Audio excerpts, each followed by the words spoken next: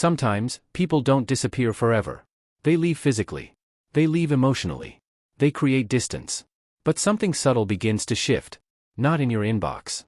Not in words. But in energy, behavior, and psychology. Because before people come back externally, they return internally. And psychology always moves inward before it shows outward.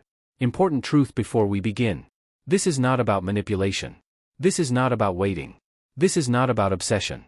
This is about recognition, understanding the psychological signs that occur before someone re-enters your life. Sometimes they come back to reconnect. Sometimes to seek closure. Sometimes to repeat patterns. Knowing the signs gives you power, not hope. Why people leave but don't let go. People leave relationships for many reasons. Emotional overwhelm. Fear of intimacy. Avoidant attachment. Ego protection. Feeling unworthy. Loss of control. Internal conflict. But leaving does not always mean emotional detachment. In psychology, physical distance does not equal emotional resolution. The brain does not release bonds easily. When someone forms an emotional bond with you, the brain encodes you as familiar, safe, significant. Even if the relationship ends badly, the emotional imprint remains. The brain resists loss of familiarity, especially when the bond ended without closure. Sign number 1, their curiosity about you increases. Before people return, curiosity appears. They begin wondering, how are they now? Did I matter? Have they moved on?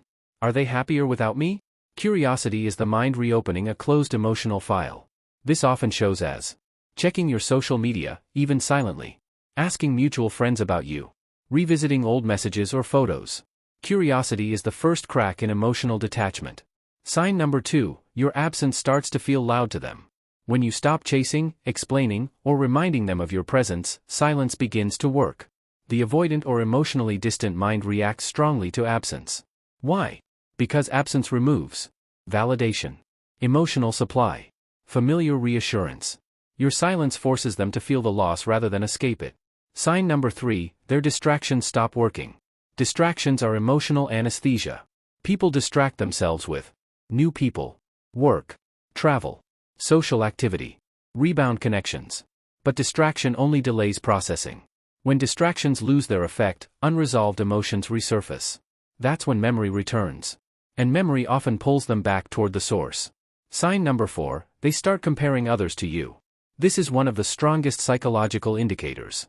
When someone starts thinking, they don't understand me like you did. This doesn't feel the same. Something is missing. It means your emotional imprint is still dominant. The brain compares present experiences to the most emotionally significant reference point. That reference point is often you.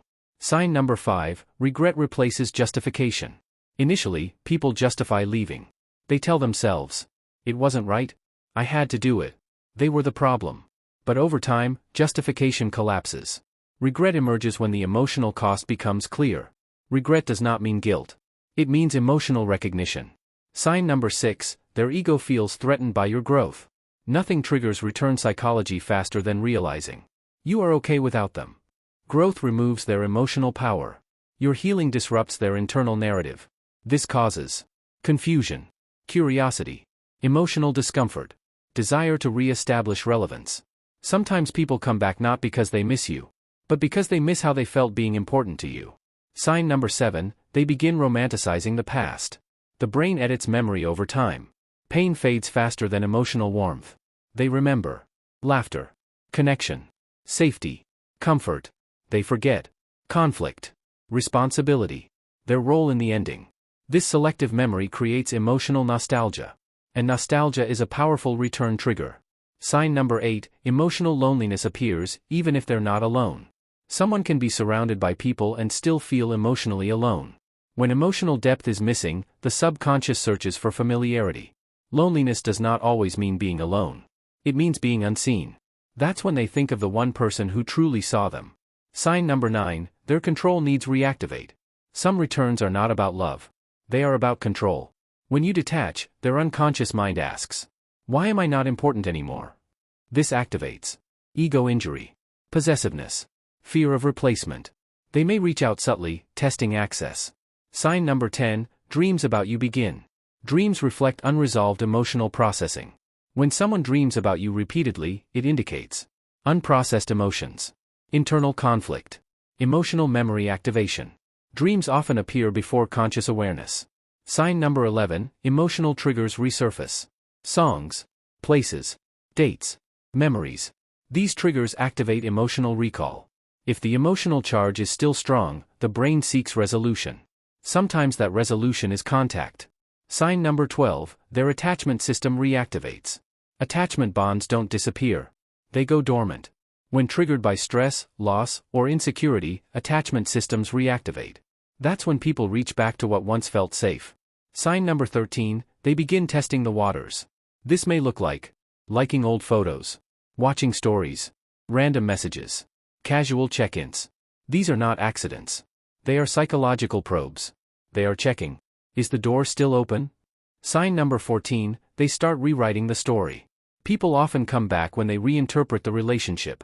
They shift from, "It didn't work," to, "I didn't understand it then." This mental reframing opens emotional access. Sign number 15, emotional accountability appears.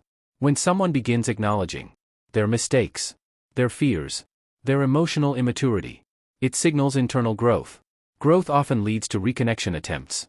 Why people return when you stop waiting. Waiting keeps energy stuck. Detachment restores balance. Detachment communicates self-respect, emotional stability, internal safety.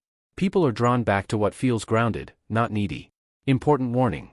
Not all returns are healthy. Some come back to reignite old dynamics, seek validation, avoid loneliness, regain control. A return is not a reward. It is an invitation. You decide whether to accept it. The most powerful sign of all. The strongest sign is not them coming back. It's you no longer needing them to. That's when the dynamic truly shifts. Final psychological truth. People don't come back because you wait. They come back when the emotional meaning changes. And sometimes, they come back only to realize you've already moved on. If this helped you understand emotional patterns, subscribe for psychology that actually empowers you. And share this with someone who's struggling to let go.